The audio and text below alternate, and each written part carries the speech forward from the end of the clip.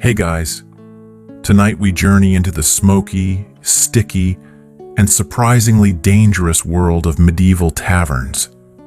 Those legendary gathering places where ale flowed like rivers, strangers became friends or enemies, and the line between civilization and chaos was as thin as watered-down beer.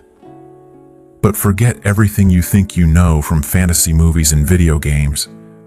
The real medieval tavern was a place where survival meant more than just avoiding the food poisoning. So before you get comfortable, take a moment to like the video and subscribe, but only if you genuinely enjoy what I do here.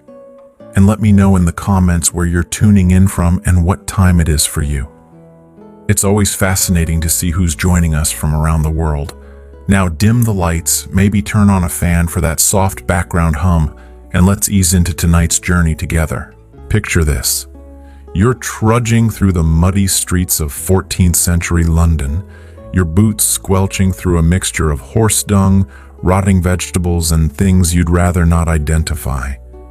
The rain has been falling for 3 days straight, turning every road into a river of filth. Your stomach growls with a hunger that gnaws at your very soul, and your throat burns with a thirst that water alone cannot quench. In the distance, through the gray mist and smoke, you see it. A wooden sign creaking in the wind, painted with the crude image of a boar's head or a bunch of grapes. The warm glow of firelight spills from small windows, and the sound of laughter, shouting, and something that might generously be called singing drifts through the heavy wooden door. You've found a tavern. And whether you know it or not, you're about to enter a world that operates by its own rules, where fortunes are won and lost on the roll of dice, where a wrong word can earn you a knife between the ribs, and where the ale might be the cleanest thing you consume all day. The medieval tavern wasn't just a place to drink.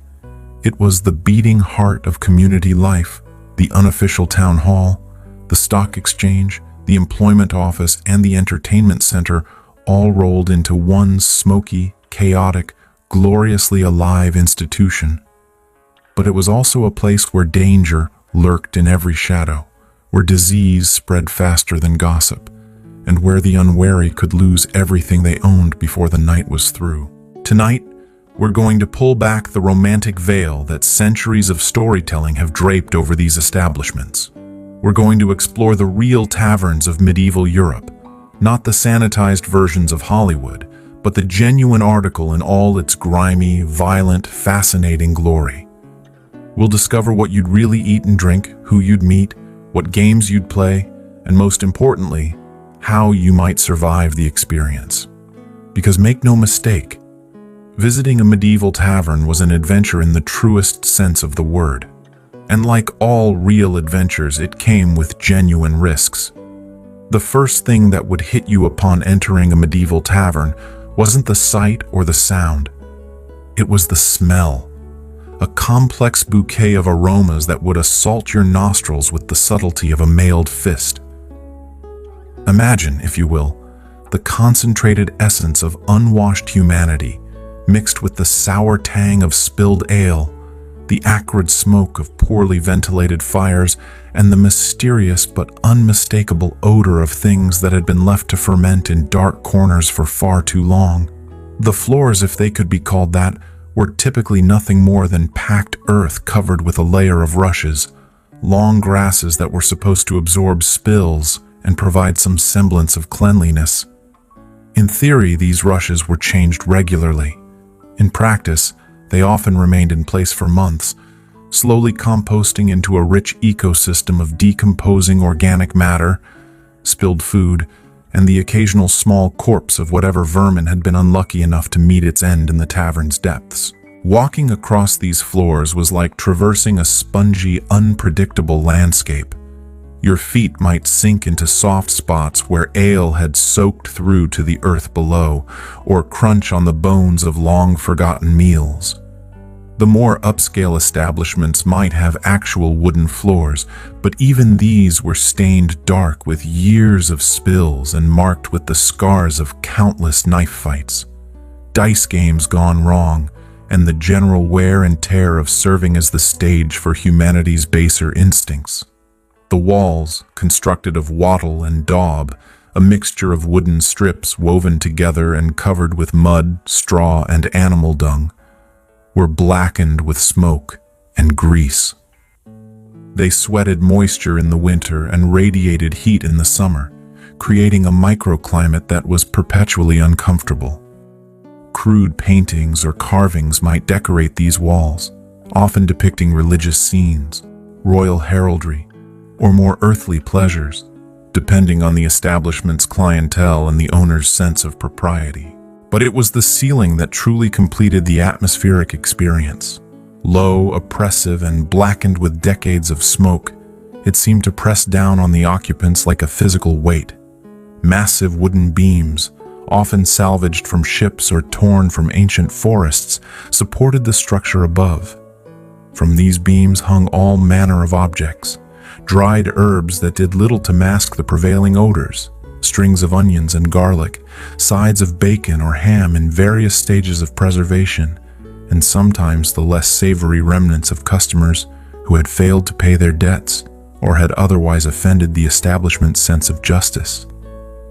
The lighting came primarily from the great hearth that dominated one wall, its flames casting dancing shadows that made every face look sinister, and every corner seemed to hide potential threats.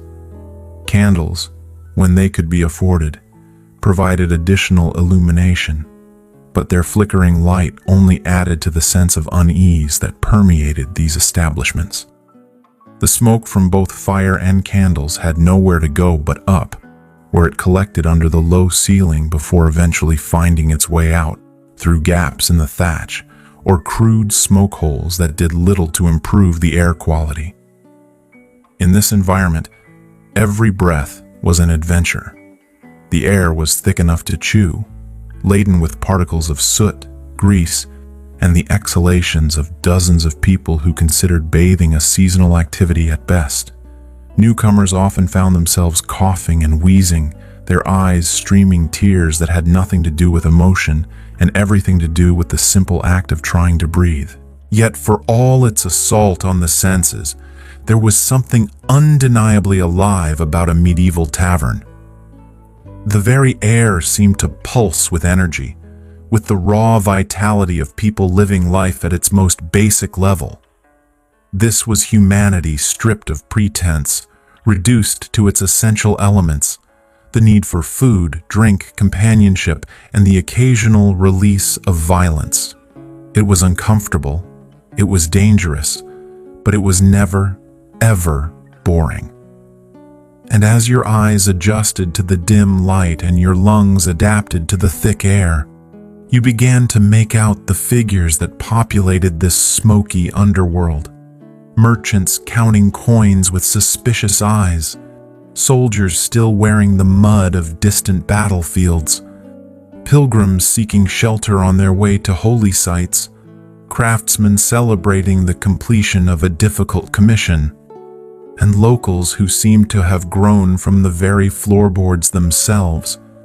So perfectly did they blend with their surroundings. Each face told a story, and most of those stories were written in scars, missing teeth, and eyes that had seen too much. These were not the sanitized peasants of romantic literature, but real people living real lives in an age when survival was never guaranteed and comfort was a luxury few could afford. They wore their hardships like badges of honor, and their laughter, when it came, had the sharp edge of those who knew that tomorrow might bring nothing but sorrow. The Tavernkeeper, usually a man of substantial girth and questionable morals, presided over this chaos like a king over his court. His word was law within these walls, and his justice was swift and often brutal. He knew every customer's name, their debts, their secrets, and their weaknesses. He was part confessor, part loan shark, and part executioner, depending on what the situation required. His wife, if he had one, was often equally formidable, wielding a wooden spoon or rolling pin with the skill of a trained warrior and the authority of a judge. This was the world you entered when you pushed through that heavy wooden door. A world where the normal rules of society were suspended, where anything could happen, and where the only certainty was uncertainty itself. It was a place that could offer you the best night of your life or the last night of your life, sometimes both at the same time.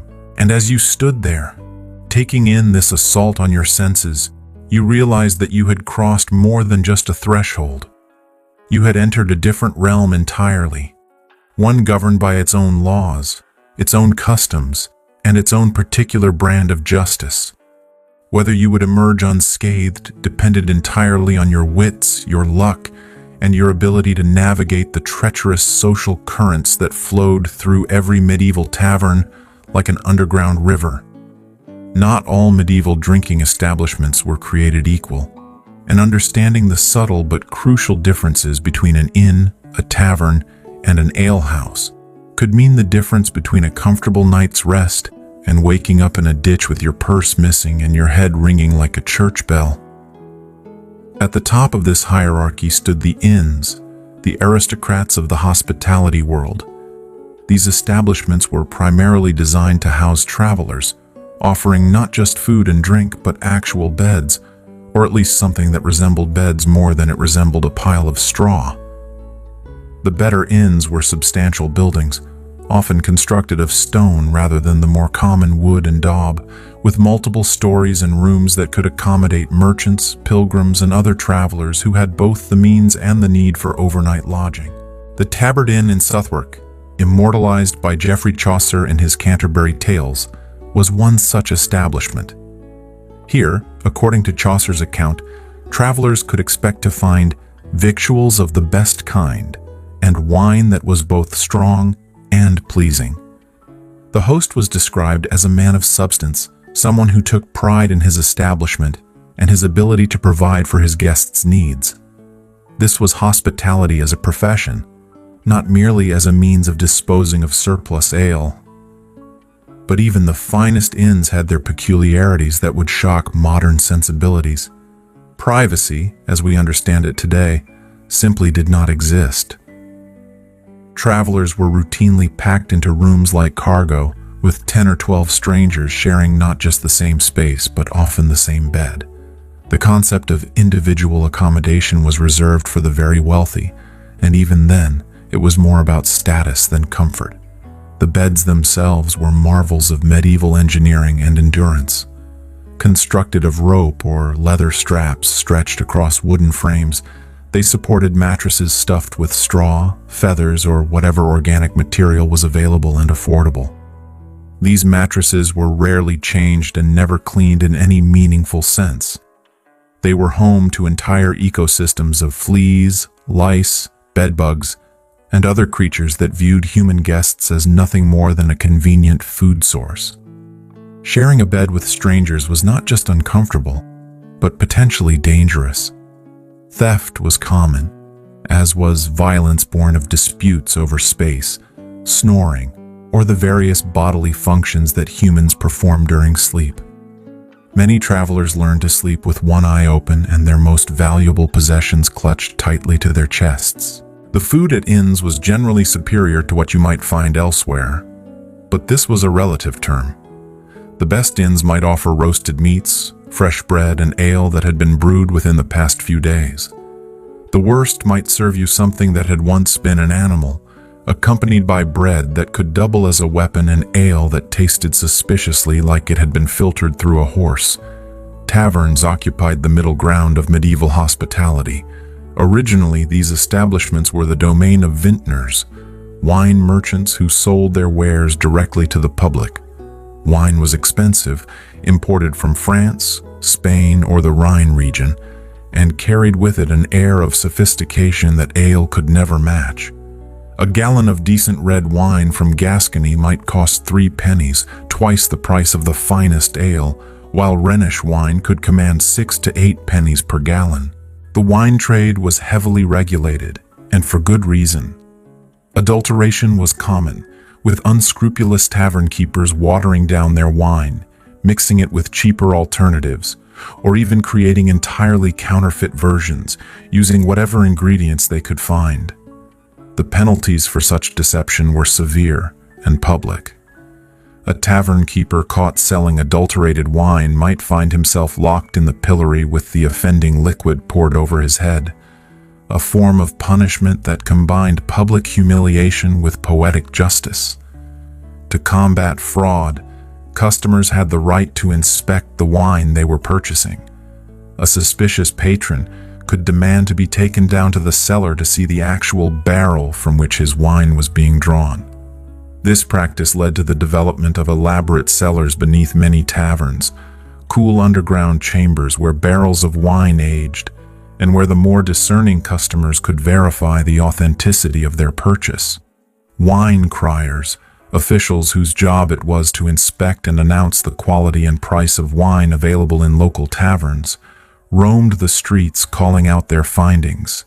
These men, often doubling as town criers, would proclaim the virtues of wine available at 4 farthings, or warn of establishments where the quality was suspect. Their announcements were both advertisement and consumer protection, helping customers make informed decisions about where to spend their hard-earned coins.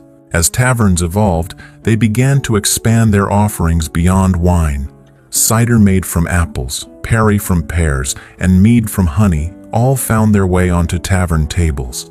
Some establishments began offering food as well, recognizing that hungry customers were thirsty customers, and that a man with food in his belly was more likely to linger and continue drinking. The transformation of taverns from wine shops to full-service establishments was gradual but inevitable. As their profits from food and drink grew, many tavern keepers began offering rooms for rent, blurring the lines between taverns and inns. These rooms were typically small, cramped affairs on the upper floors of the building, often housing multiple strangers who had never met before and might never meet again. At the bottom of the hospitality hierarchy were the alehouses, humble establishments that began as private homes where the housewife brewed more ale than her family could consume. These women, known as alewives, would signal the availability of fresh ale by hanging a stick or broom outside their door, a simple but effective form of medieval advertising. Ale was the lifeblood of medieval society, consumed by everyone from infants to the elderly because it was often safer than water. The brewing process, which involved boiling water, killed many of the harmful bacteria that made untreated water dangerous to drink. A typical alewife might brew several times a week, producing ale that would last only a few days before turning sour or developing off flavors. The quality of ale varied enormously from house to house and batch to batch. Some alewives took pride in their craft, producing ale that was clear, flavorful, and properly fermented. Others were less scrupulous, selling ale that was weak, sour, or contaminated with whatever ingredients they had used to stretch their grain supplies. Breadcrumbs, herbs, and even less savory additives might find their way into a batch of ale, either by accident or design. Despite their humble origins, alehouses were subject to strict regulation. The Assize of Bread and Ale, enacted in 1266, tied the price of ale to the price of wheat and established quality standards that all brewers were expected to meet. Ale conners, sworn officials whose job it was to test ale and ensure its quality, made regular rounds of alehouses, sampling the wares and ensuring that customers were getting what they paid for. The punishments for brewing bad ale or charging excessive prices were severe and public. Male brewers who violated the assize might find themselves locked in the pillory, while female brewers faced the trebuchet, not the massive siege engine, but a smaller device designed to dunk the offender repeatedly in the nearest body of water. These punishments served both as deterrent and entertainment, drawing crowds who enjoyed watching the downfall of those who had tried to cheat their neighbors. But alehouses offered more than just drink. They were social centers where news was shared, gossip was exchanged, and business was conducted. A successful alewife might find herself at the center of her community's social network, privy to secrets and scandals that could make or break reputations. She was part bartender, part therapist, and part intelligence broker, roles that required discretion, wisdom, and a thick skin. The atmosphere in an alehouse was typically more relaxed than in a tavern or inn. These were neighborhood establishments where everyone knew everyone else, where credit might be extended to trusted customers, and where disputes were more likely to be settled with words than weapons. But even alehouses had their dangers, and a stranger entering such an establishment might find himself the subject of intense scrutiny and suspicion. Understanding these distinctions was crucial for any medieval traveler. Choose the wrong establishment, and you might find yourself paying inn prices for alehouse quality, or worse, sleeping in a ditch because you couldn't afford the accommodations you had assumed would be available. The wise traveler learned to read the signs, literally and figuratively, that indicated what kind of establishment he was entering and what he could expect to find there. In a world where water could kill you faster than your enemies, alcohol wasn't just a luxury, it was a necessity. The medieval relationship with drink was fundamentally different from our modern understanding, shaped by practical concerns that made sobriety not just unpleasant but potentially fatal. Water, the most basic of human needs, was often the most dangerous thing you could put in your mouth. Rivers served as highways, sewers, and dumping grounds all at once. The Thames in London was a flowing cocktail of human waste, animal carcasses, industrial runoff from tanneries and dye works, and the general detritus of urban life. Wells, when they existed, were frequently contaminated by seepage from nearby cesspits or graveyards. Even rainwater, collected in barrels and cisterns, quickly became breeding grounds for bacteria and parasites. The solution was alcohol. The brewing and fermentation process, which required boiling water and produced ethanol, killed most of the harmful microorganisms that made water dangerous. This wasn't understood in scientific terms. The germ theory of disease was still centuries away. But the practical effects were obvious. People who drank ale, wine, or other fermented beverages were less likely to fall ill with the mysterious stomach ailments that plagued those who relied on water. This led to a society where alcohol consumption began at birth and continued until death. Infants were given weak ale or wine mixed with water. Children drank small beer, a low-alcohol beverage that provided calories and hydration without causing intoxication. Adults consumed stronger versions throughout the day, not to get drunk, but to stay alive and healthy. The brewing of ale was primarily women's work, a domestic skill passed down from mother to daughter like cooking or weaving. An alewife's reputation rested on her ability to produce consistent, flavorful ale that would keep her family and customers healthy and satisfied. The process was both art and science, requiring knowledge of grain quality, water sources, fermentation timing, and the dozens of variables that could turn a promising batch into undrinkable swill. The basic ingredients were simple: malted barley, water, and thyme. The barley was soaked until it began to sprout, then dried to halt the germination process. This malting converted the grain starches into fermentable sugars. The malted barley was then mashed with hot water to extract these sugars, creating a sweet liquid called wort. Wild yeasts in the air would begin fermentation naturally, converting the sugars into alcohol and carbon dioxide. But simplicity in ingredients didn't mean simplicity in execution. The quality of the barley affected everything. Grain that had been damaged by rain, frost, or pests would produce inferior ale. The water source was crucial. Some wells produced ale with off flavors, while others seemed to enhance the brewing process. The temperature during mashing and fermentation could make the difference between success and failure, and medieval brewers had no thermometers to guide them, relying instead on experience and intuition.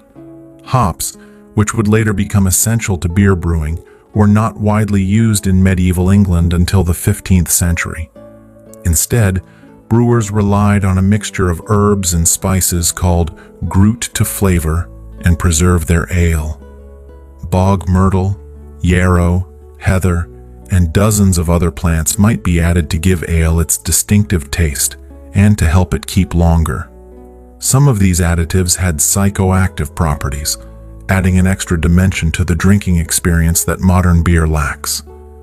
The result was a beverage that bore little resemblance to modern beer. Medieval ale was cloudy, often thick enough to chew, and had a complex flavor profile that might include notes of herbs, spices, and whatever else the brewer had decided to add. It was typically consumed within a few days of brewing before it could turn sour or develop off flavors. The alcohol content varied widely, from the weak, small beer given to children to stronger versions that could leave a grown man senseless. Wine occupied a different niche in medieval society. Where ale was the drink of the common people, wine carried connotations of sophistication, wealth, and religious significance.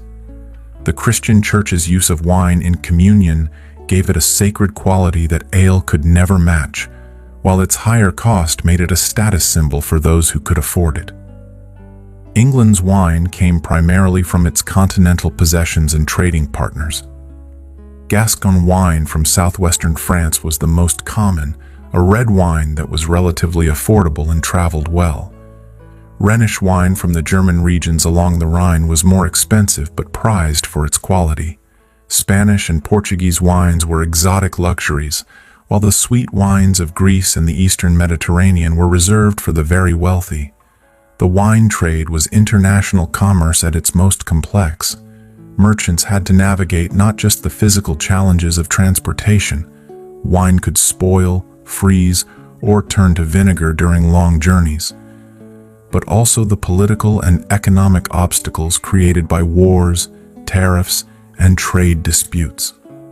A barrel of wine that left Bordeaux in perfect condition might arrive in London as expensive vinegar if the journey took too long or the weather was unfavorable. Wine merchants, known as vintners, were among the wealthiest and most influential members of medieval society.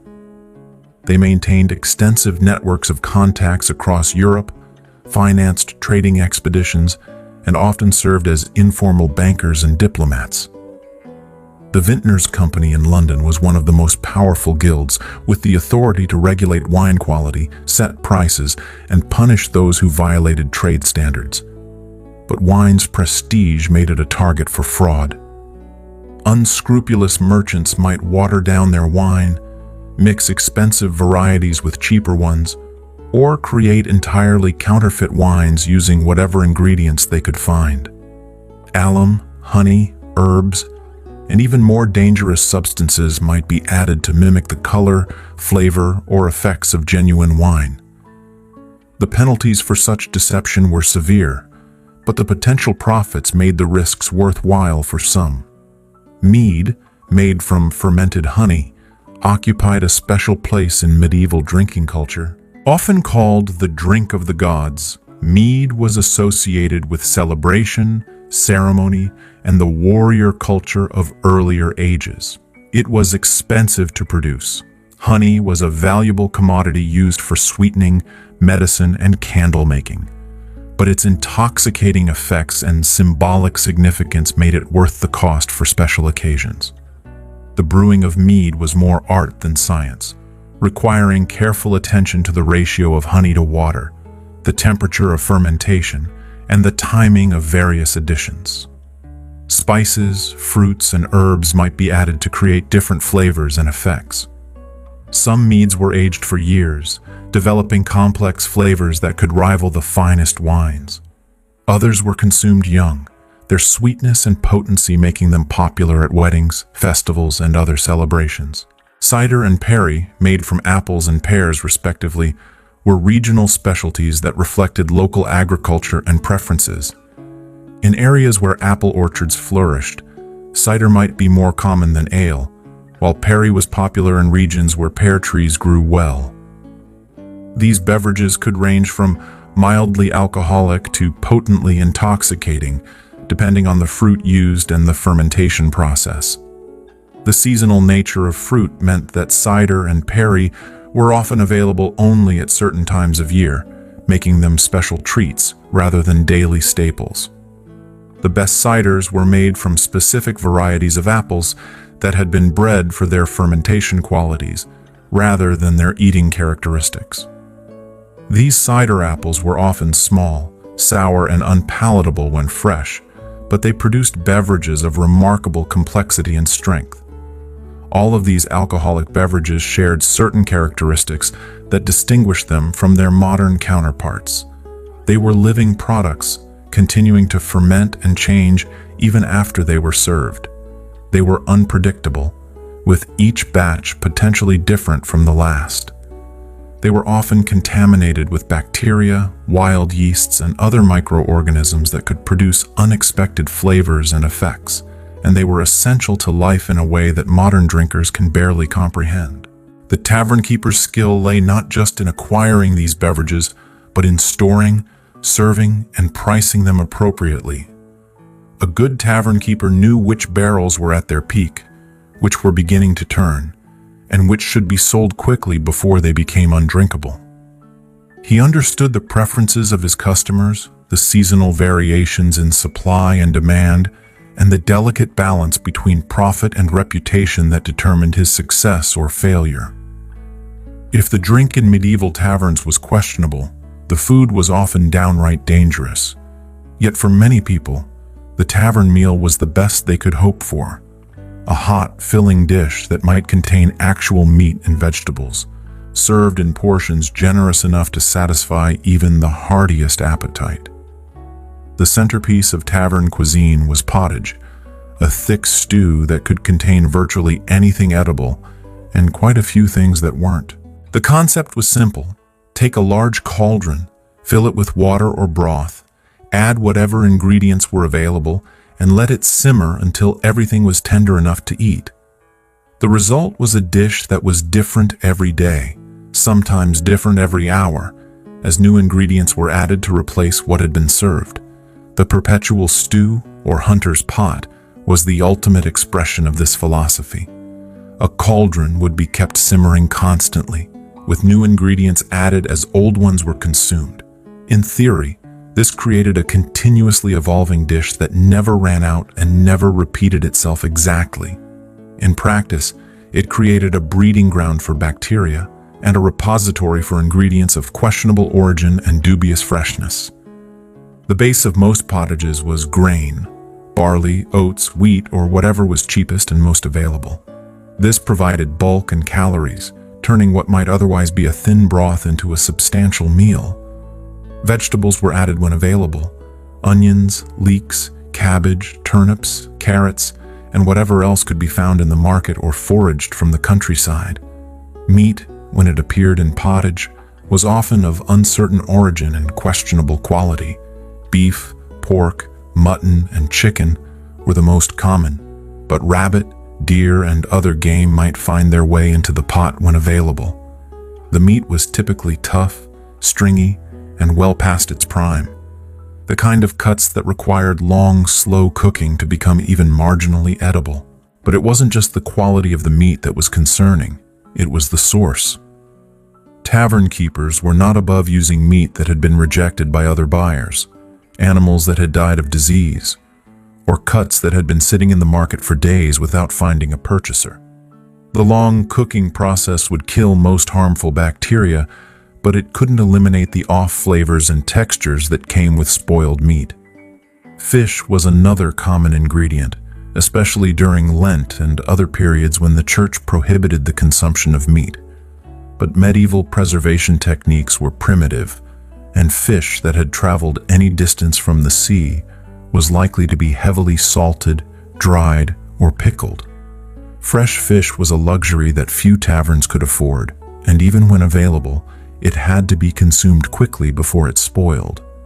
The seasonings used in pottage reflected both availability and affordability. Salt was expensive and heavily taxed, making it a precious commodity that was used sparingly.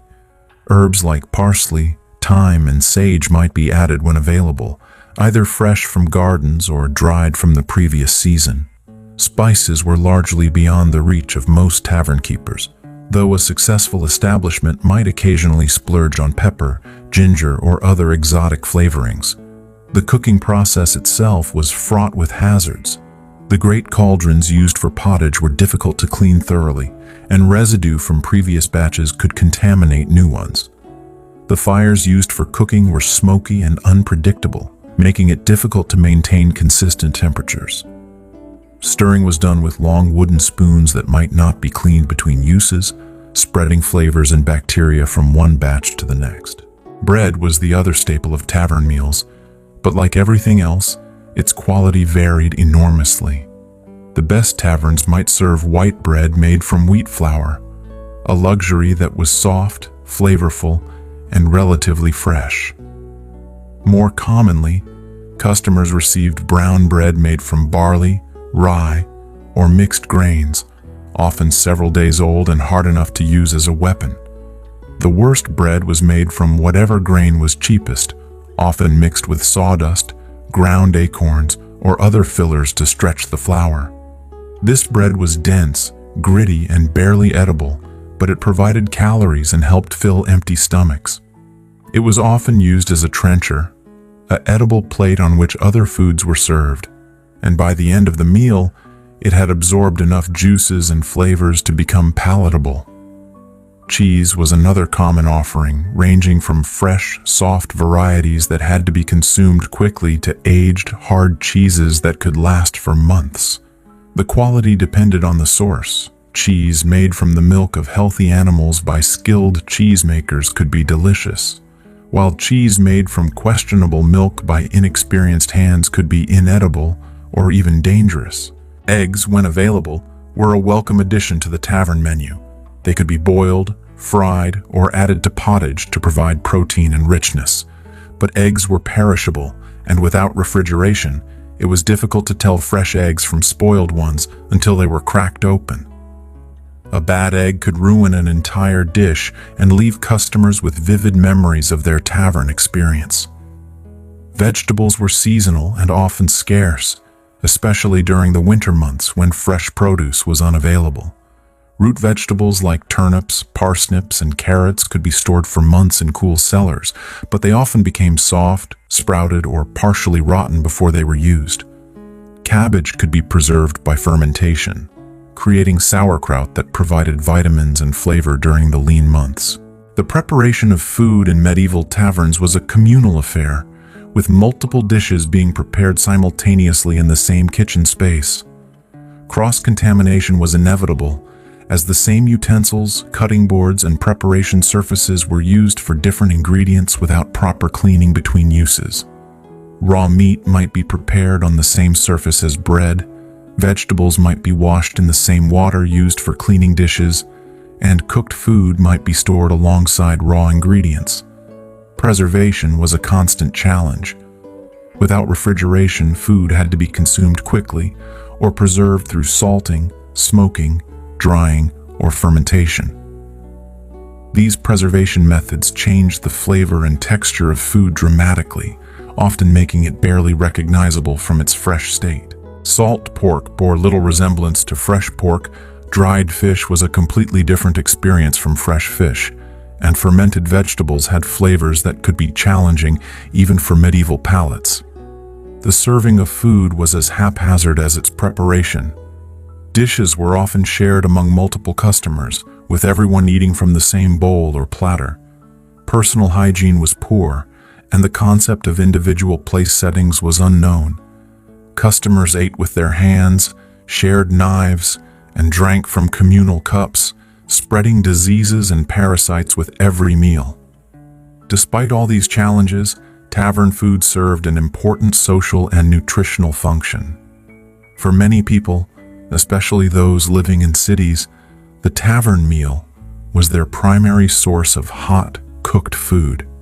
It provided calories, protein, and at least some vitamins and minerals that might be lacking in their regular diet. It was also a social experience, bringing people together around shared tables and creating opportunities for conversation, business, and community building. The successful Tavernkeeper understood that food was about more than just nutrition. It was about hospitality, comfort, and the creation of an atmosphere that would keep customers coming back. A bowl of well-made pottage, served hot and accompanied by fresh bread and good ale, could transform a cold, wet, miserable day into something bearable. It might not have been gourmet cuisine, but it was sustenance for both body and soul. Step into any medieval tavern, and you'd find yourself surrounded by a cast of characters that would make a modern crime novelist weep with envy.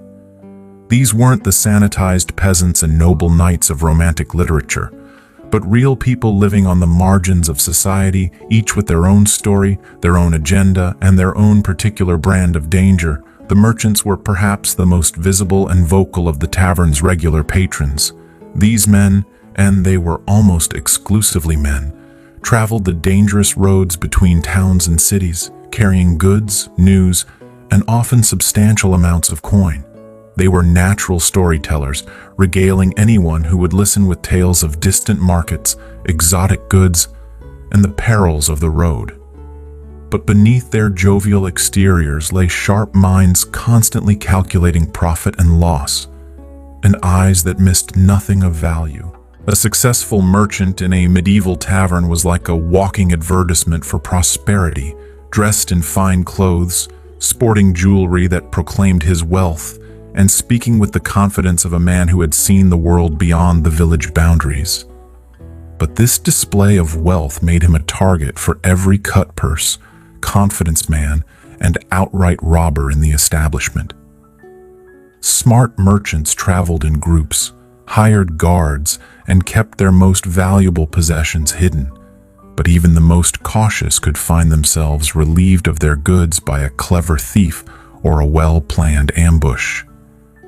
The less successful merchants were often more dangerous than their prosperous counterparts.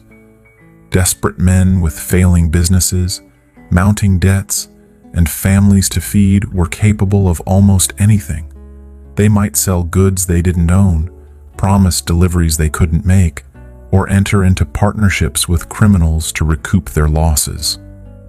A merchant on the edge of bankruptcy was a man with nothing left to lose, and such men were unpredictable and potentially violent. Soldiers were another common sight in medieval taverns, and their presence could either ensure peace or guarantee trouble, depending on their mood, their sobriety, and their recent experiences. Veterans of foreign wars brought with them not just scars and stories, but also a casual attitude toward violence that could turn a simple disagreement into a bloodbath. They were skilled with weapons, accustomed to taking what they needed, and often suffering from what we would now recognize as post-traumatic stress disorder. The best soldiers were disciplined professionals who understood that their reputation was their most valuable asset. They might be hired as guards, escorts, or enforcers, and their presence in a tavern could actually make it safer for other patrons. But even good soldiers could be pushed too far, especially when drink loosened their tongues and old grievances surfaced. The worst soldiers were little better than bandits with military training, deserters, discharged veterans with no other skills, and mercenaries between contracts often turned to crime to survive. They knew how to fight, how to kill, and how to intimidate, making them formidable opponents for anyone foolish enough to cross them. A tavern full of unemployed soldiers was a powder keg waiting for a spark. Pilgrims represented a different kind of danger, not physical violence, but moral corruption. These supposedly holy travelers were often the most worldly people in the tavern, having seen more of life than the local residents could imagine. Some were genuine seekers of spiritual enlightenment, but others were using pilgrimage as an excuse for adventure, escape from legal troubles, or simply an extended vacation from the responsibilities of home. The Canterbury Tales gives us a vivid picture of medieval pilgrims, and it's not always flattering. Chaucer's pilgrims include a corrupt pardoner selling fake relics, a summoner who takes bribes to overlook sins, and a wife of Bath who has buried 5 husbands and is looking for number 6. These were people who understood how to manipulate religious sentiment for personal gain, and they were often more dangerous than the obvious criminals because they hid their true nature behind a facade of piety. Craftsmen and artisans formed another significant group in the tavern population. These skilled workers, blacksmiths, carpenters, weavers, potters, and dozens of other trades, were the backbone of medieval economy. They were generally more prosperous than common laborers, but less wealthy than successful merchants, occupying a middle ground that made them both envied and resented by those above and below them on the social ladder. Guild membership gave craftsmen a certain status and protection, but it also created rivalries and conflicts that could spill over into violence. Different guilds competed for customers, disputed territorial boundaries, and fought over the right to practice certain trades. A tavern might become neutral ground where these disputes could be settled, or it might become a battlefield where old grudges were settled with fists and knives. The most dangerous craftsmen were those who had been expelled from their guilds or who practiced their trades without proper authorization. These men had skills but no legitimate way to use them, making them natural recruits for criminal enterprises. A blacksmith who could forge weapons and pick locks, a carpenter who could build secret compartments and hidden passages, or a weaver who could create disguises and false documents. All were valuable assets to the criminal underworld. Clergy were surprisingly common in medieval taverns, despite official church disapproval of such establishments.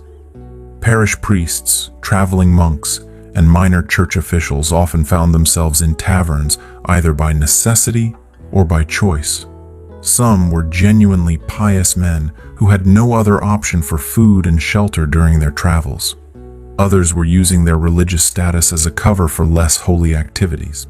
The corrupt clergyman was a stock character in medieval literature, but he was also a real presence in medieval taverns. These men had education, connections, and moral authority that they could use for personal gain. They might sell false indulgences, perform illegal marriages, or provide sanctuary to criminals in exchange for payment. Their presence in a tavern could legitimize the establishment in the eyes of some customers, while making others deeply suspicious. Women in medieval taverns occupied a complex and often dangerous position. The alewives who ran many establishments were businesswomen in their own right, but they were also vulnerable to accusations of witchcraft, adultery, or other crimes that could destroy their reputations and their livelihoods.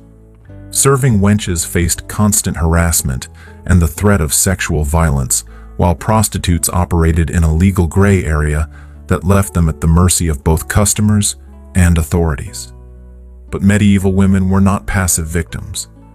Many were skilled in the use of knives, poisons, and other weapons, and they were often more ruthless than their male counterparts when threatened.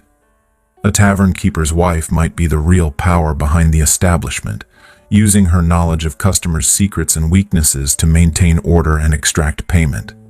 Female criminals often used their supposed weakness and innocence as weapons, luring victims into traps or manipulating men into doing their bidding.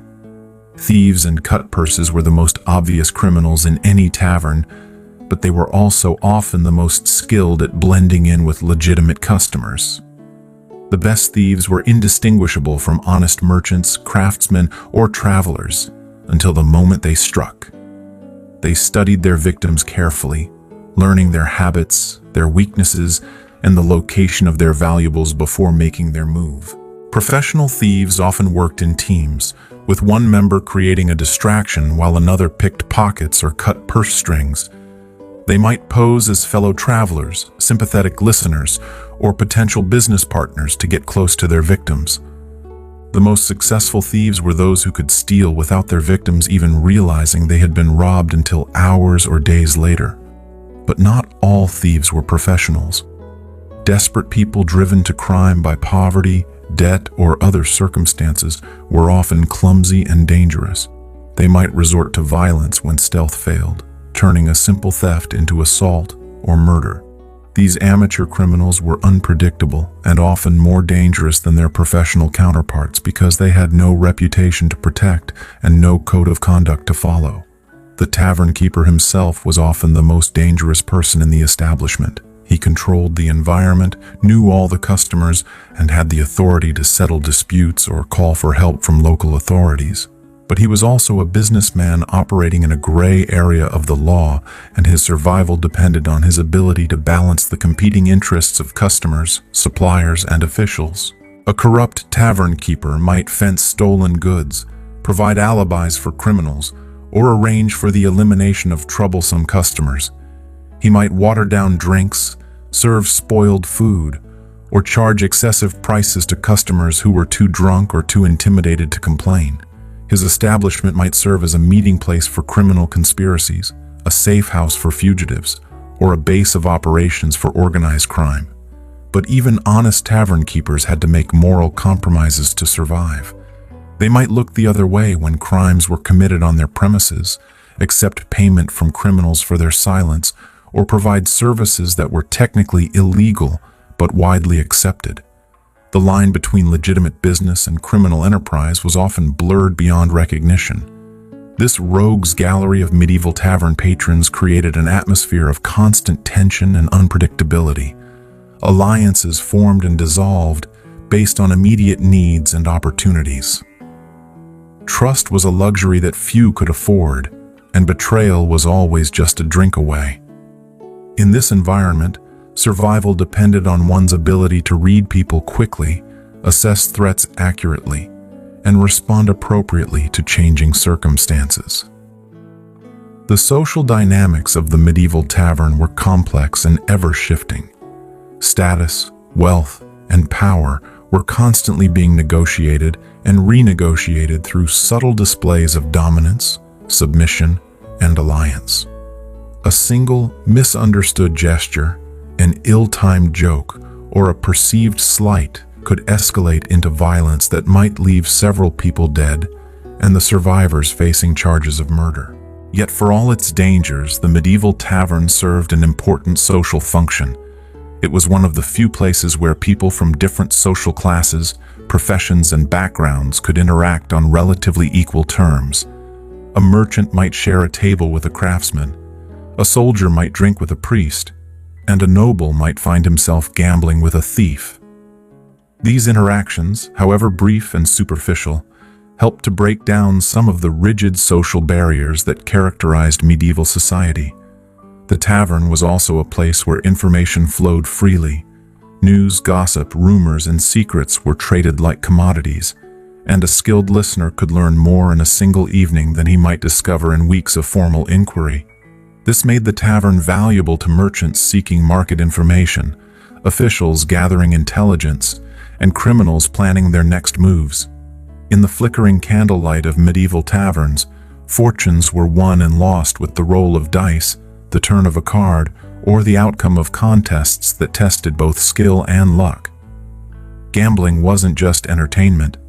It was a way of life, a means of social advancement, and often a path to ruin that claimed victims from every level of society. Dice were the most popular gambling implements in medieval taverns, and for good reason. They were small, portable, and could be made from readily available materials like bone, wood, or stone. The basic concept was simple enough that even the most illiterate peasant could understand it, yet complex enough to sustain interest through long nights of play. But medieval dice games were far from the standardized casino games of today. They were wild, unpredictable affairs where the rules changed with the players, and cheating was considered more of an art form than a crime. The most common dice game was hazard, a precursor to modern craps that involved betting on the outcome of 2 dice throws. The player would call a number between 5 and 9 as his main, then attempt to roll that number before rolling certain other combinations that would cause him to lose.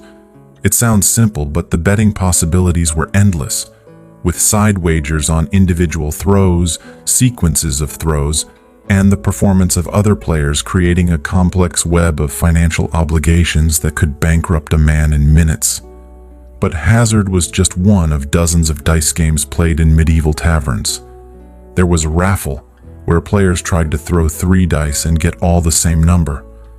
There was mumchance, a game so dependent on luck that it became synonymous with random fortune. There was passage, where players bet on whether they could throw doubles with 2 dice. Each game had its own rules, its own betting structure, and its own opportunities for skilled players to gain an advantage over their opponents. The dice themselves were often works of art, carved from the bones of exotic animals or crafted from precious materials like ivory or jet. Wealthy players might own sets of dice made from different materials for different games, while poor players made do with crude wooden cubes that were barely symmetrical. But regardless of their construction, all dice were suspect. Loaded dice, shaved dice, and dice with duplicate numbers were common, and players developed elaborate rituals for inspecting dice before play began. The most skilled dice players were those who could cheat without being detected. They might use sleight of hand to substitute loaded dice for fair ones, employ confederates to distract other players at crucial moments, or use subtle signals to coordinate their betting with accomplices. The best cheaters were so skilled that they could manipulate the outcome of games while appearing to be the victims of bad luck themselves. But dice weren't the only gambling games in medieval taverns. Cards, though less common than dice, were growing in popularity throughout the later medieval period. The earliest playing cards were hand-painted works of art that were far too expensive for common use, but by the 14th century, printed cards were becoming more affordable and widespread. Medieval card games bore little resemblance to modern poker or blackjack. They were often based on matching suits or sequences, with complex scoring systems that rewarded both luck and skill. Primero, an ancestor of poker, involved betting on the strength of one's hand, but the hand rankings were different from modern poker, and the betting structure was more fluid and unpredictable. The most dangerous aspect of medieval card games wasn't the games themselves, but the accusations of cheating that inevitably arose. Marked cards, dealing from the bottom of the deck, and collusion between players were common, but proving cheating was difficult and often led to violence.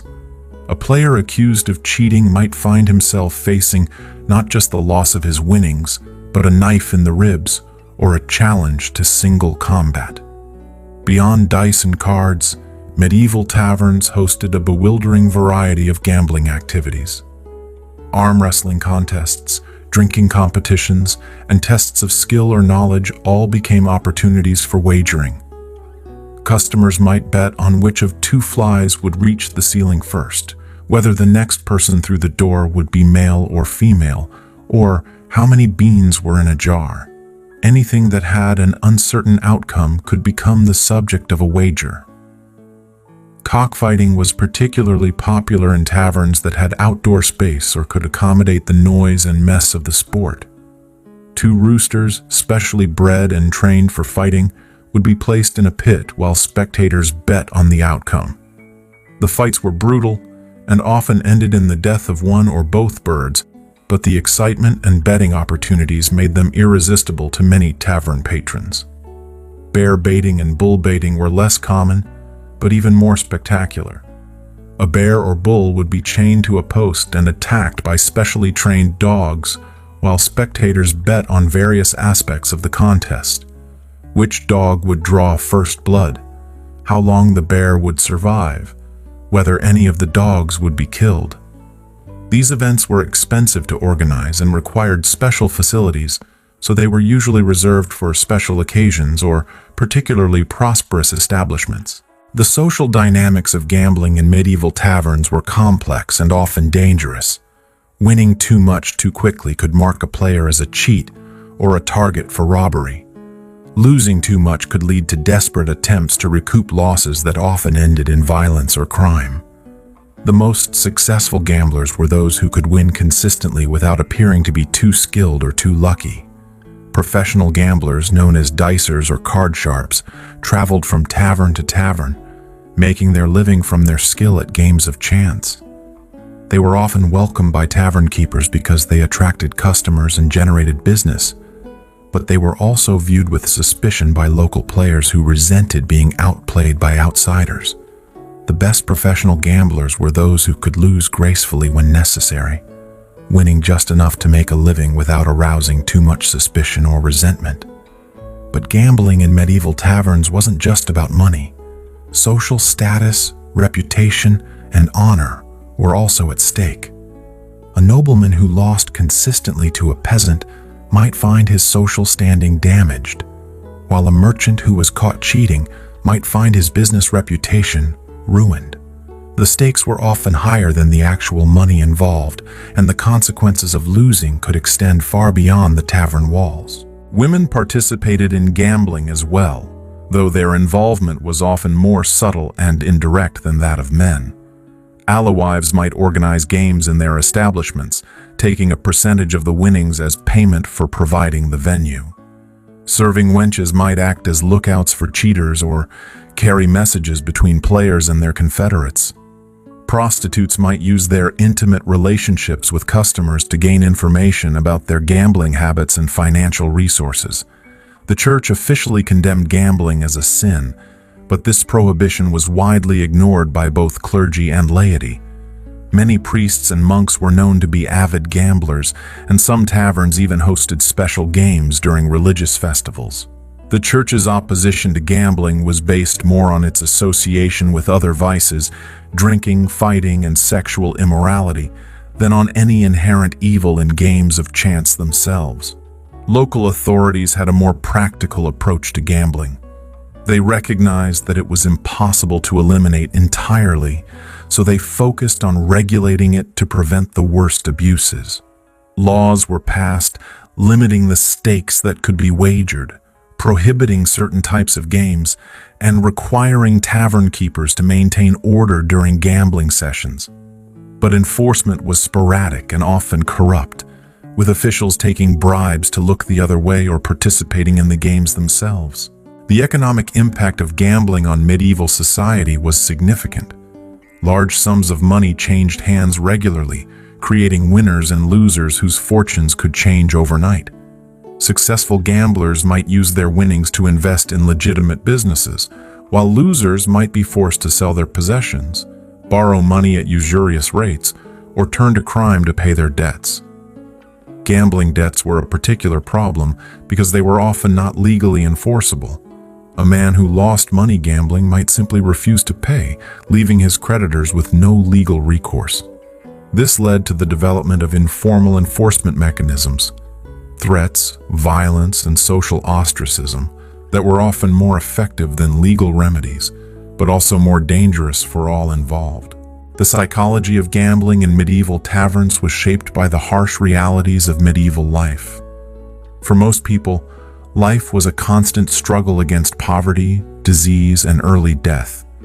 Gambling offered the possibility, however remote, of escaping these constraints through a single lucky throw of the dice or turn of the cards.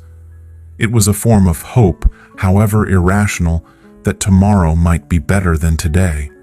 But gambling also reflected the medieval understanding of fate and fortune. In a world where random events, plague, war, famine, natural disasters could destroy lives without warning, the idea that luck played a major role in human affairs was widely accepted. Gambling was simply a way of trying to influence or predict the workings of fate, a form of divination disguised as entertainment. The rituals and superstitions surrounding gambling in medieval taverns were elaborate and deeply ingrained.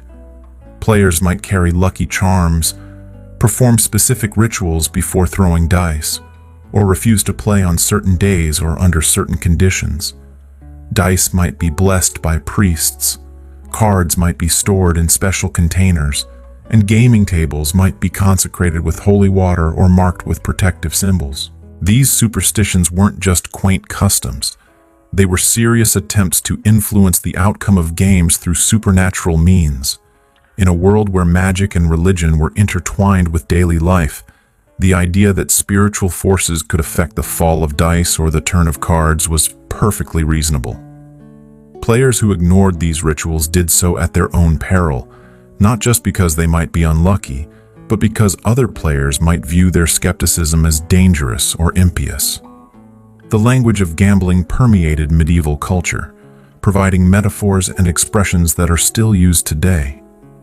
To cast the die meant to make an irrevocable decision, while the die is cast indicated that events had been set in motion that could not be stopped. A dicey situation was one where the outcome was uncertain, while someone who was on a roll was experiencing a streak of good luck.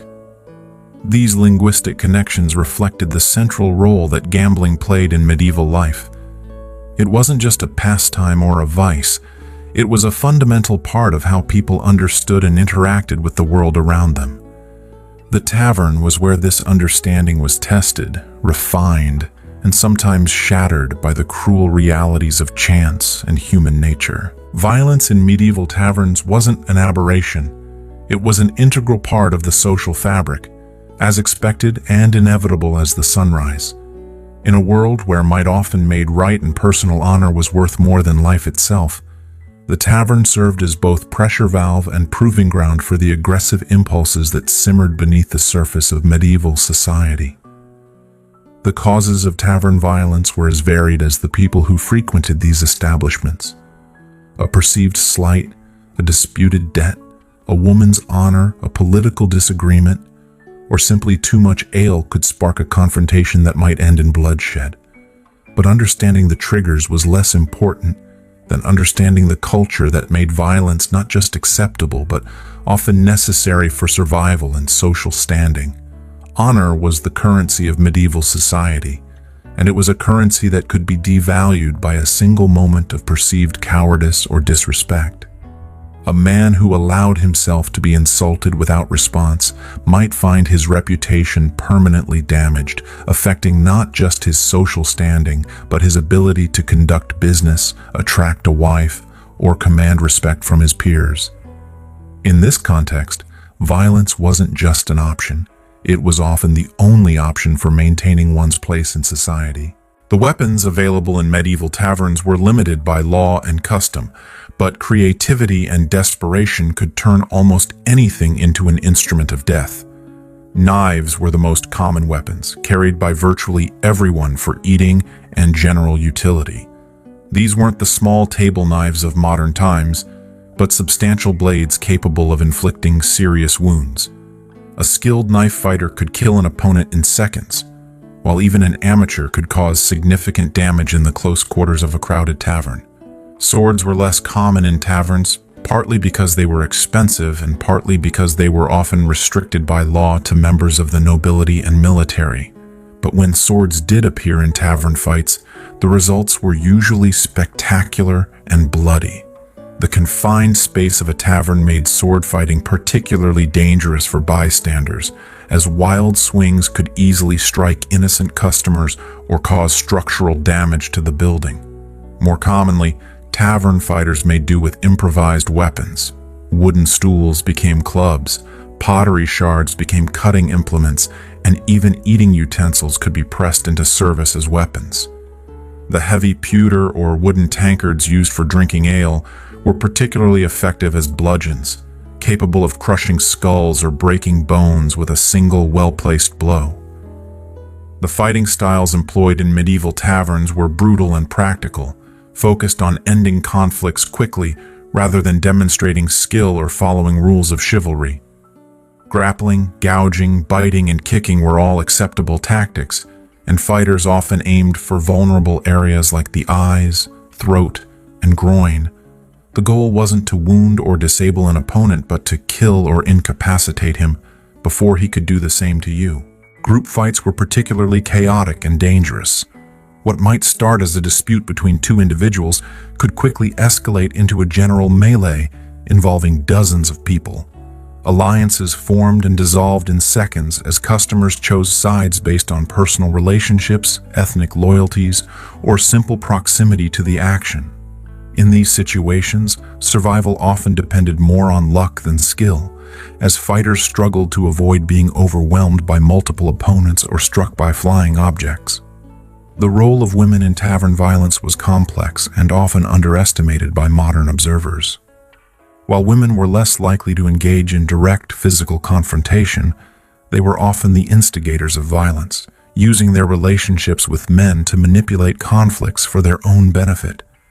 A woman might encourage her lover to fight a rival, provide weapons or information to one side in a conflict, or use accusations of sexual impropriety to destroy an enemy's reputation. When women did engage in physical violence, they were often more vicious and unpredictable than their male counterparts. Female tavern keepers were known for their ability to maintain order through a combination of intimidation and violence, wielding rolling pins, ladles, and other kitchen implements with deadly efficiency. Serving wenches learned to defend themselves against unwanted advances using whatever weapons were at hand, and their intimate knowledge of the tavern's layout gave them significant advantages in close combat. The aftermath of tavern violence was often as dangerous as the violence itself. Wounded fighters might die from their injuries days or weeks later, turning what had seemed like a minor altercation into a case of murder. Families and friends of the injured or killed might seek revenge, creating cycles of violence that could persist for generations. Legal authorities might become involved, leading to trials, executions, or other forms of official punishment that could destroy entire families. The economic consequences of tavern violence were also significant. Property damage from fights had to be repaired or replaced, often at considerable expense. Injured customers might be unable to work, affecting their ability to pay debts or support their families. Dead customers obviously couldn't pay their bills, leaving tavern keepers to absorb the losses. The reputation of a tavern where violence was common might suffer, driving away customers and reducing profits. But violence also served important social functions in medieval taverns. It was a way of establishing and maintaining social hierarchies, with stronger or more skilled fighters earning respect and deference from their peers. It was a form of entertainment for spectators, who might bet on the outcome of fights or simply enjoy the excitement of watching others risk their lives. It was a method of dispute resolution in a society where formal legal mechanisms were often unavailable or ineffective.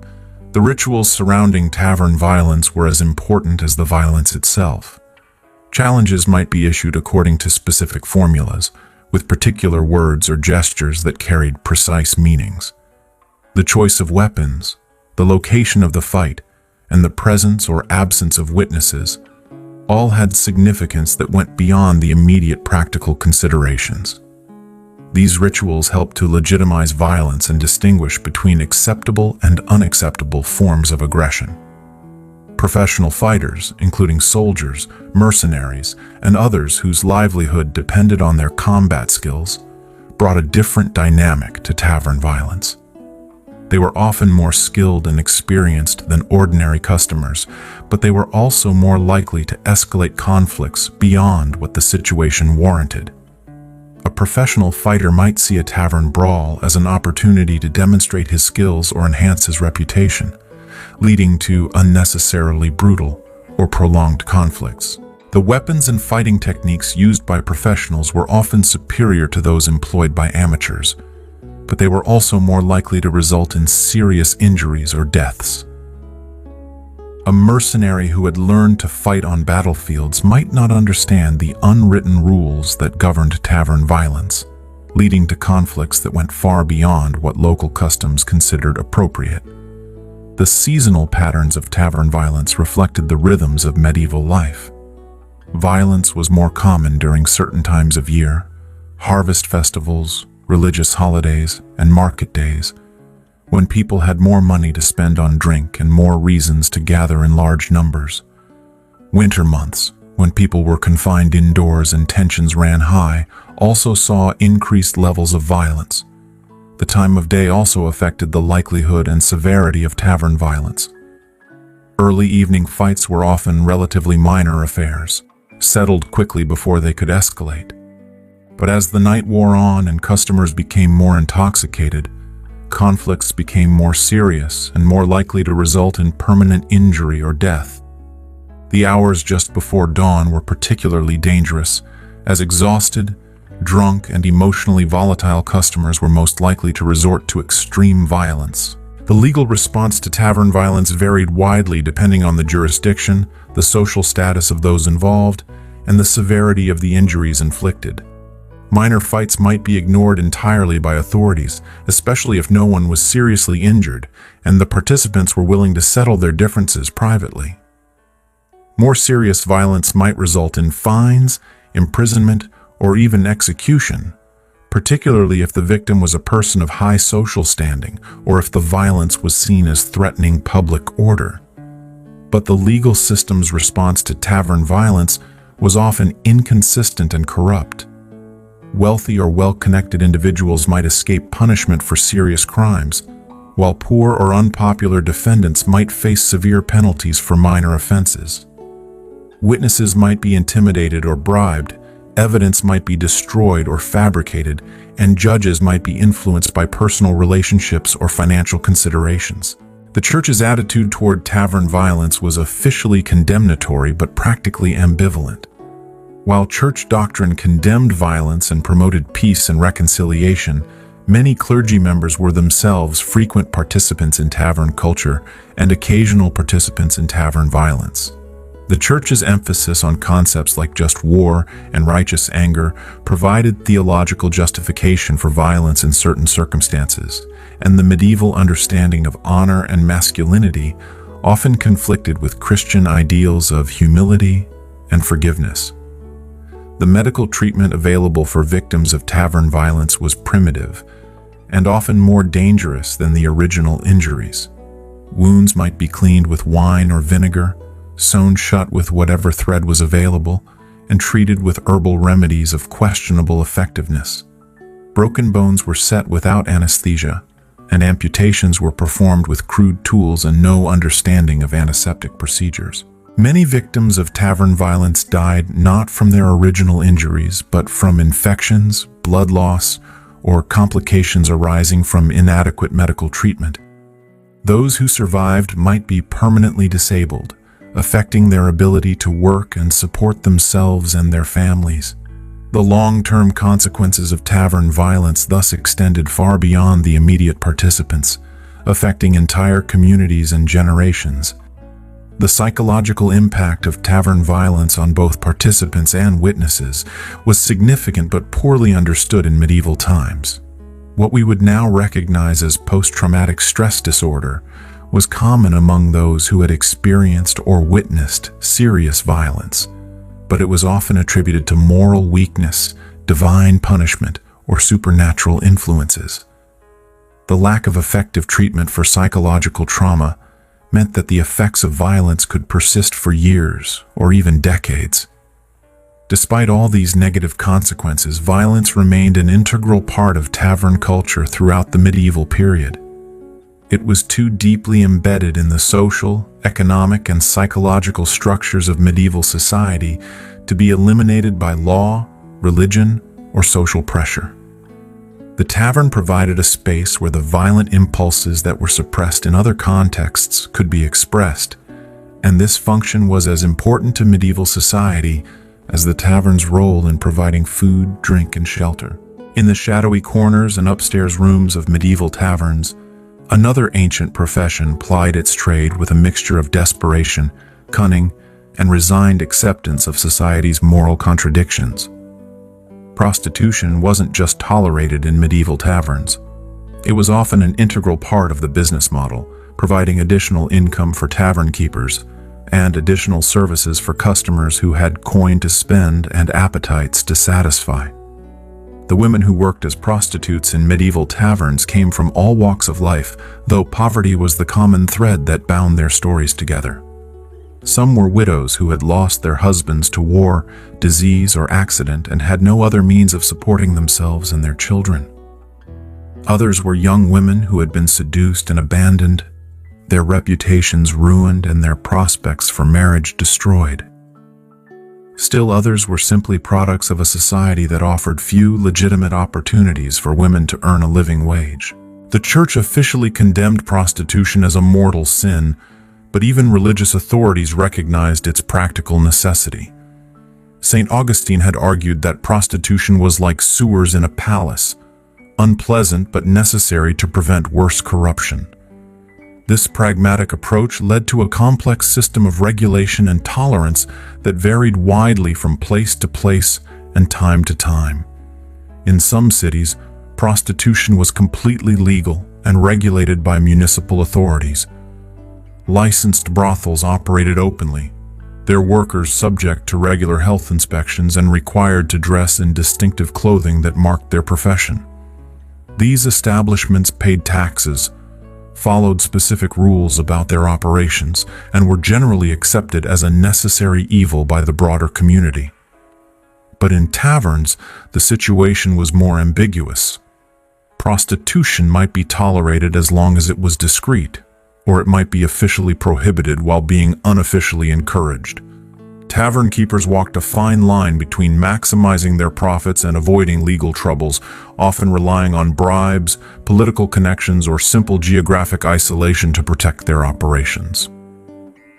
The working conditions for prostitutes in medieval taverns were harsh and dangerous. They had little protection from violent or abusive customers, no recourse when clients refused to pay, and constant exposure to sexually transmitted diseases that could be disfiguring or fatal.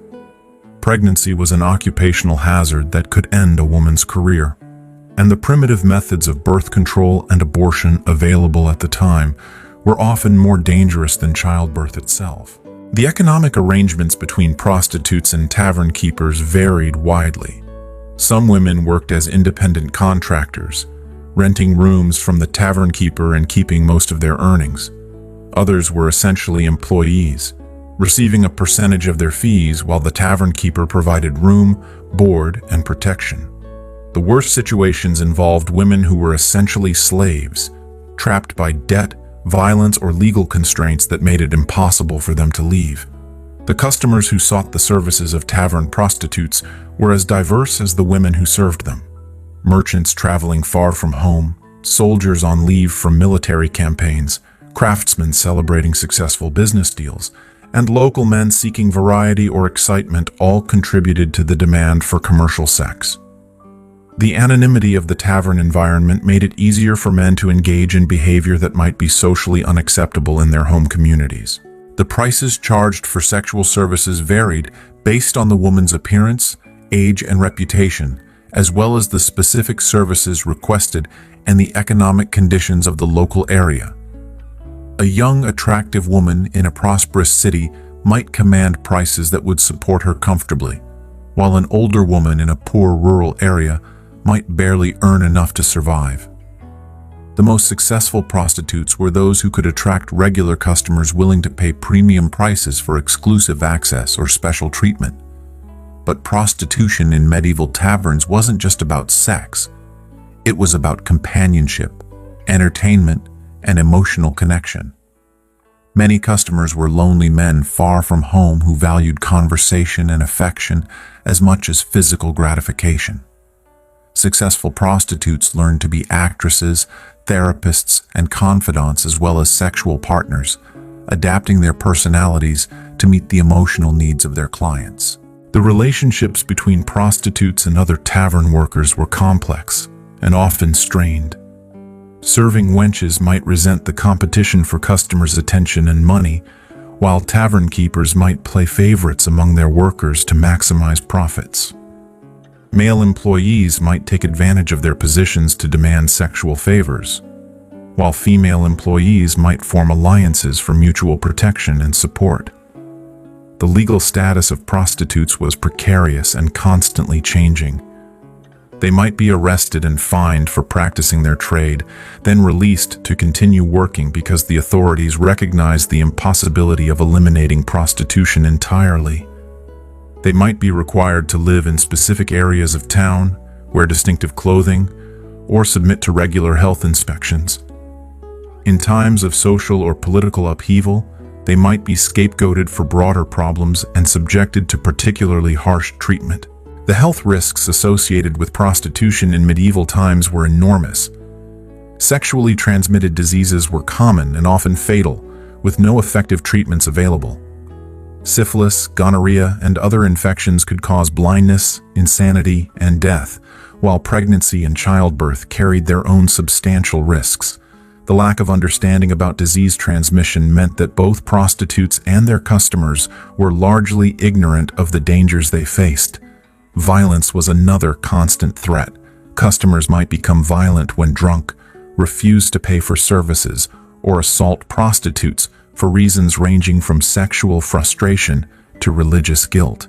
The isolated nature of many taverns made it difficult for prostitutes to call for help, while their low social status meant that authorities were often reluctant to investigate crimes against them seriously. The psychological toll of prostitution was severe, but rarely acknowledged in medieval times. Women who entered the profession often experienced shame, depression, and a sense of hopelessness that was compounded by social ostracism and religious condemnation.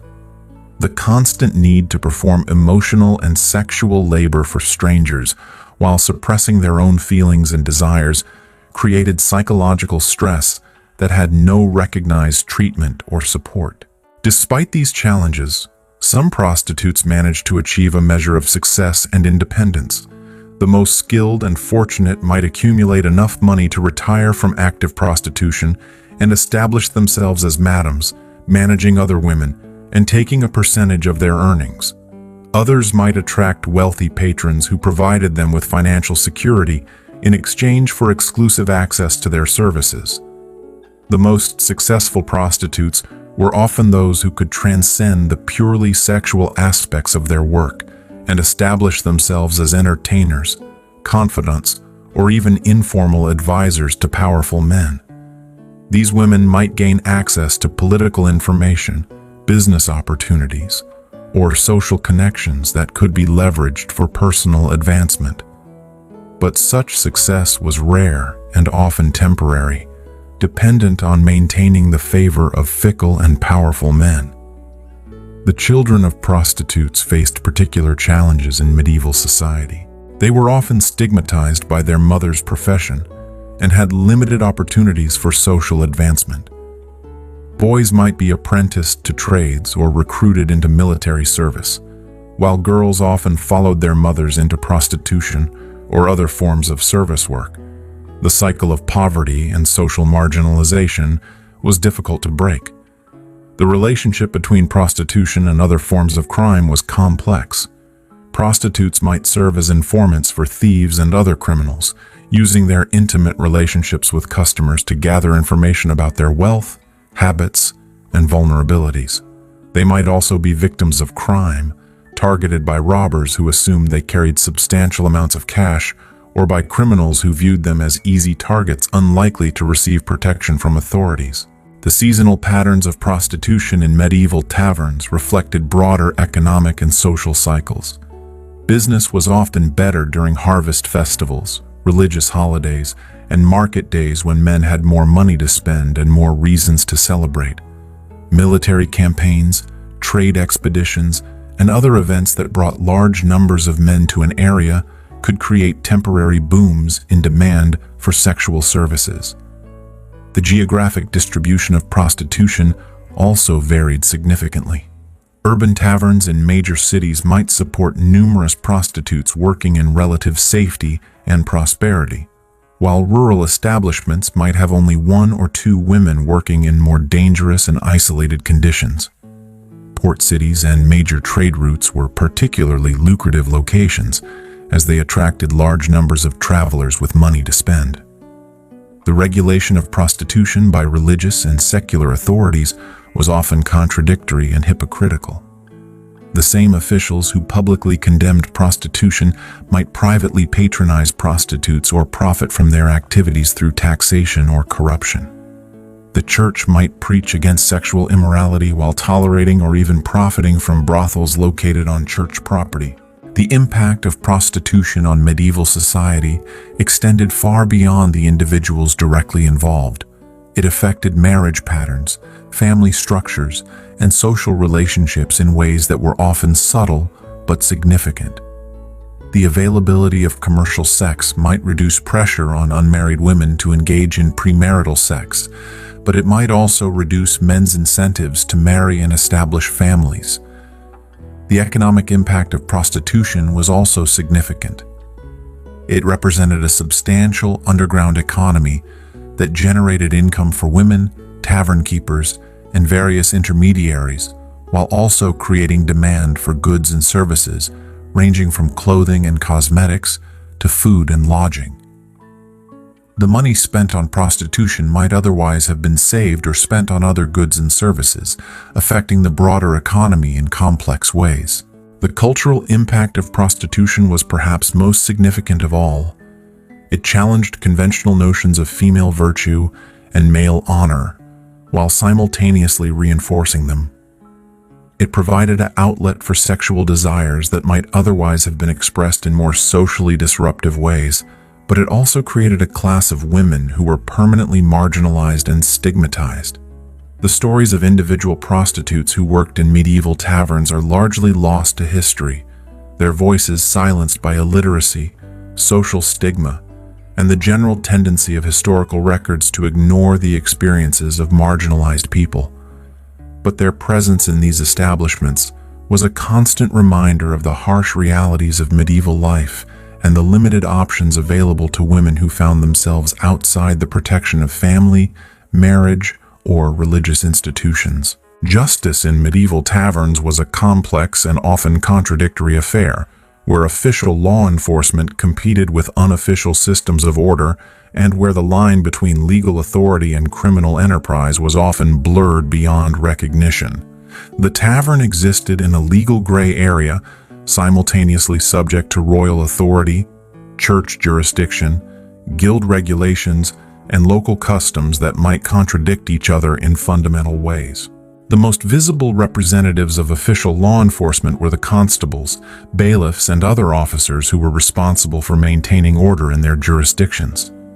These men were often part-time officials who combined law enforcement duties with other occupations, and their effectiveness varied widely based on their personal courage, political connections, and financial resources.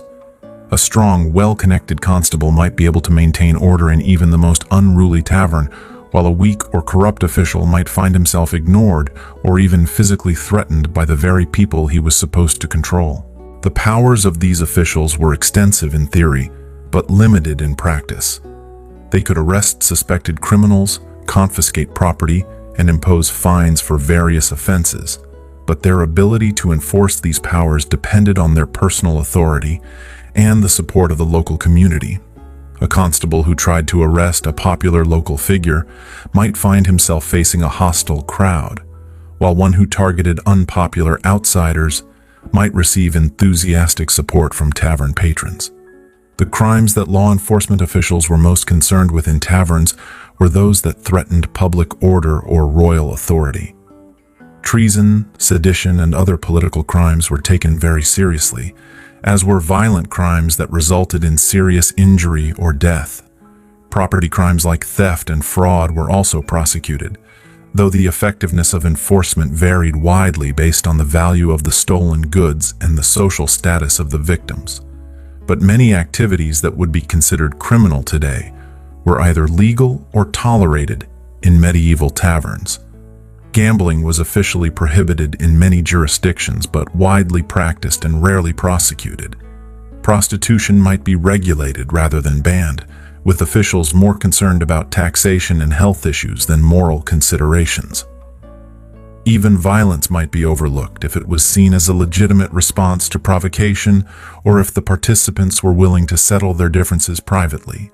The church had its own system of law enforcement that operated parallel to secular authorities. Canon law governed many aspects of medieval life, including marriage, sexual behavior, and religious observance. And church officials had the authority to investigate and punish violations of these laws. Taverns were particular targets of church enforcement because they were associated with many activities that the church considered sinful: drinking, gambling, prostitution, and violence. Church officials might conduct raids on taverns, arresting customers for various moral offenses and imposing penances or fines as punishment. They might also pressure secular authorities to close establishments that were seen as particularly problematic, or to impose stricter regulations on tavern operations. But the church's enforcement efforts were often hampered by the same practical limitations that affected secular authorities: limited resources, competing priorities, and the difficulty of changing deeply ingrained social behaviors. The guild system provided another layer of law enforcement that affected tavern operations. Guilds had the authority to regulate their members' business practices, set prices and quality standards, and punish violations of guild rules.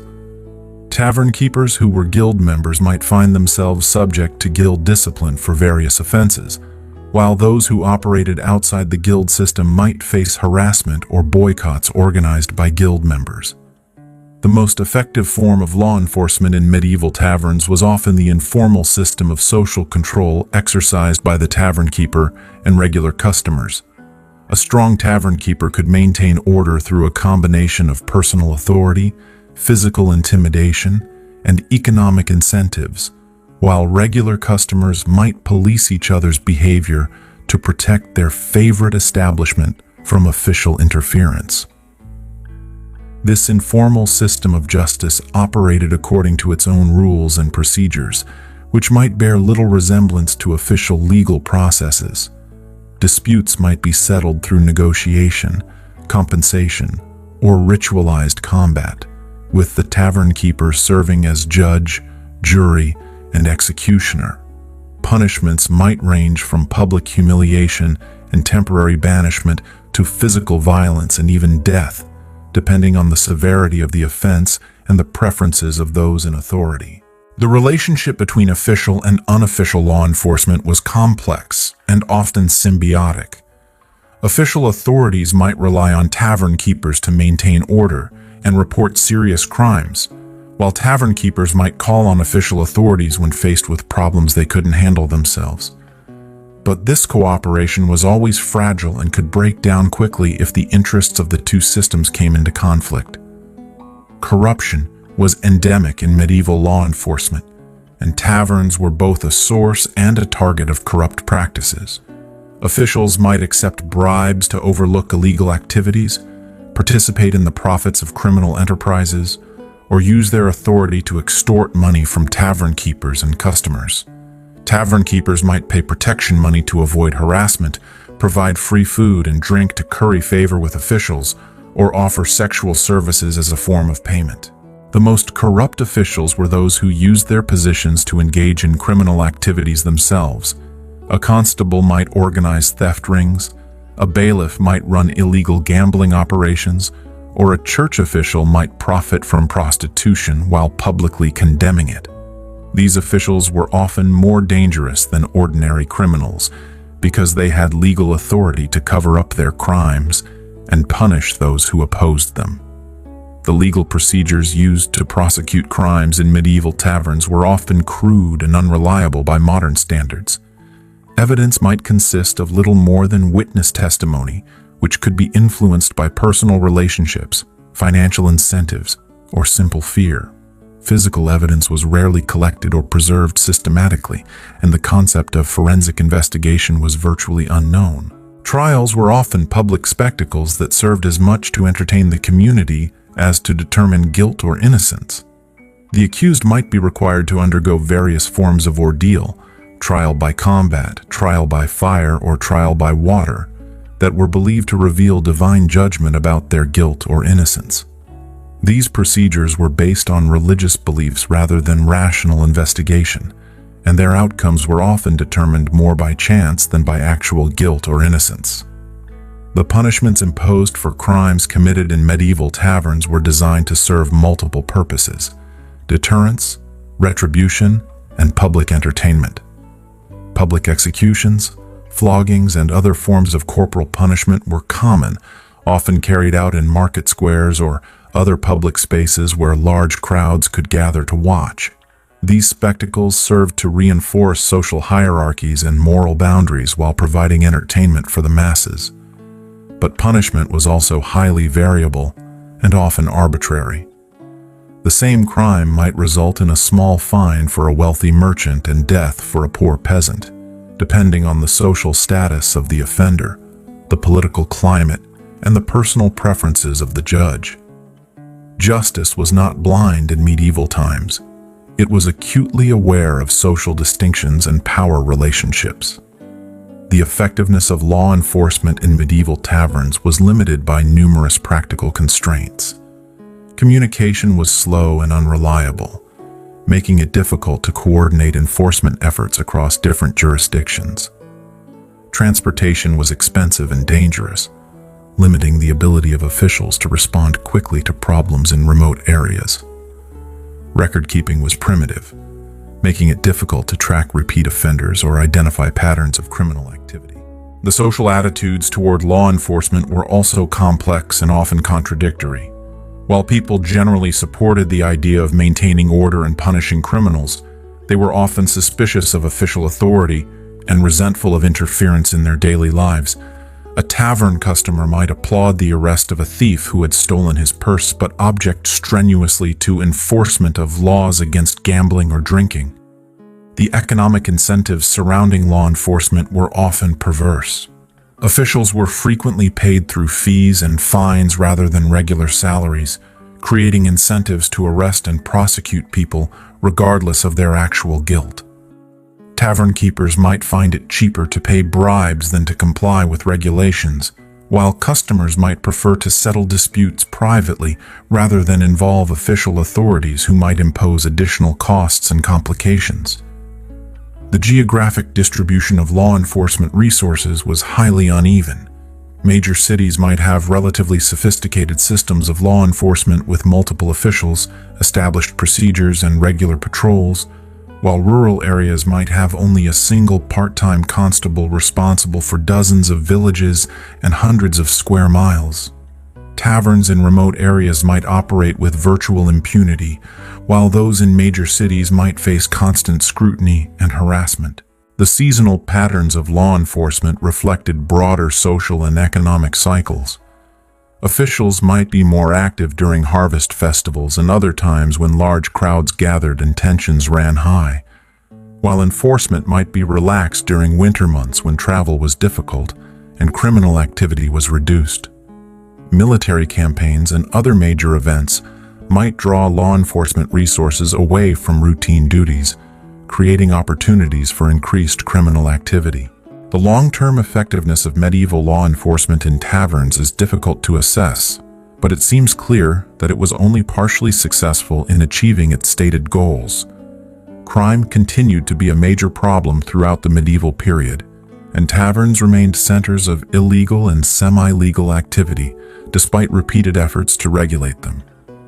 But law enforcement did serve important social functions, providing a mechanism for resolving disputes, maintaining social hierarchies, and reinforcing moral boundaries even when it failed to eliminate criminal behavior entirely.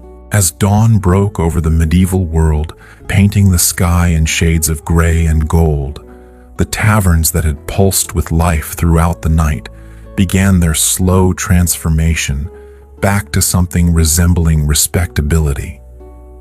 But the evidence of the previous evening's activities lingered like smoke in the rafters, bloodstains on the floor, broken furniture in the corners, and the hollow-eyed stares of those who had gambled away their futures on the turn of a card or the roll of dice.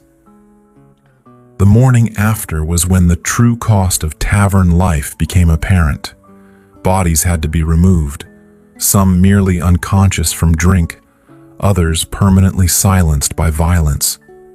Debts had to be collected or forgiven, depending on the debtor's ability to pay and the creditor's capacity for mercy. Reputations had to be rebuilt or abandoned, as word of the night's events spread through the community like ripples on a pond. For the Tavernkeeper, morning brought the grim arithmetic of profit and loss. How much had been earned from food, drink, and other services? How much had been lost to theft, damage, and unpaid bills? How many customers had been gained or lost based on the previous night's events? The successful Tavernkeeper was one who could balance these competing factors while maintaining the delicate ecosystem that made his establishment profitable. The cleanup process was both physical and social. Floors had to be swept, furniture repaired, and supplies replenished. But more importantly, relationships had to be mended, alliances renegotiated, and the complex web of obligations and expectations that held the tavern community together had to be rewoven. A fight between two regular customers might require weeks of careful diplomacy to resolve, while a single act of betrayal could destroy years of carefully built trust. The women who worked in the tavern, whether as servers, cooks, or prostitutes, faced their own particular challenges in the morning light. Bruises had to be hidden, torn clothing mended, and the psychological wounds of the previous night's encounters somehow processed and compartmentalized. For many of these women, each new day brought the same choice: continue in a life that offered little hope of improvement, or risk everything on an uncertain alternative. The customers who had survived the night faced their own reckonings. Merchants had to assess whether their business dealings had been profitable or disastrous. Soldiers had to determine whether their reputations had been enhanced or damaged by their actions. Craftsmen had to return to their workshops and try to focus on their trades despite hangovers, injuries, and the lingering effects of whatever substances they had consumed. But perhaps the most profound reckoning was the one that took place in the minds and souls of those who had participated in tavern life. In the harsh light of day, actions that had seemed reasonable or even heroic in the flickering candlelight of the tavern might appear sordid or shameful. Promises made in the heat of passion or the fog of drink might prove impossible to keep. Alliances forged in the crucible of shared danger might crumble under the weight of sober reflection. The church, which had officially condemned tavern culture while often participating in it unofficially, offered its own form of reckoning through the sacrament of confession. Priests who had themselves been tavern patrons the night before might find themselves hearing confessions from fellow customers, creating a complex web of shared guilt and mutual absolution. The line between sin and necessity, between moral failure and survival strategy, was often too blurred to distinguish clearly. The legal system provided another form of reckoning, though one that was often delayed and unpredictable. Crimes committed in the heat of the moment might not be prosecuted for weeks or months, if at all. Witnesses might disappear, evidence might be destroyed, and the political climate might change in ways that affected the likelihood of prosecution. Justice, when it came, might bear little resemblance to what modern observers would consider fair or appropriate. The economic reckoning was perhaps the most immediate and tangible. Debts incurred during a night of gambling or drinking had to be paid, often with interest and penalties that could quickly spiral out of control. Property lost in wagers had to be surrendered, sometimes including items that were essential for the loser's livelihood. Families might find themselves impoverished by a single night's poor decisions, while others might discover unexpected windfalls that could change their circumstances dramatically. The social reckoning was more subtle but equally important. Reputations built over years could be destroyed in a single evening, while others might be enhanced by displays of courage, generosity, or skill. Marriage prospects might be improved or ruined based on behavior in the tavern, and business relationships might be strengthened or severed based on perceived loyalty or betrayal. The psychological reckoning was perhaps the most complex of all. The medieval mind was not equipped with modern concepts of trauma, addiction, or mental health, but the effects of tavern life on the human psyche were nonetheless real and significant. The constant exposure to violence, the pressure to maintain social standing through displays of aggression or recklessness, and the use of alcohol and other substances to cope with the harsh realities of medieval life, all took their toll on mental and emotional well-being. For some, the tavern represented a form of escape from the grinding poverty, social oppression, and limited opportunities that characterized medieval life for the majority of the population. It offered a space where normal social rules were suspended, where a peasant might drink with a nobleman, where a woman might exercise power and influence, where luck and skill could triumph over birth and breeding. But this escape came at a cost that many were unable or unwilling to pay. The cycle of tavern life was relentless and self-perpetuating.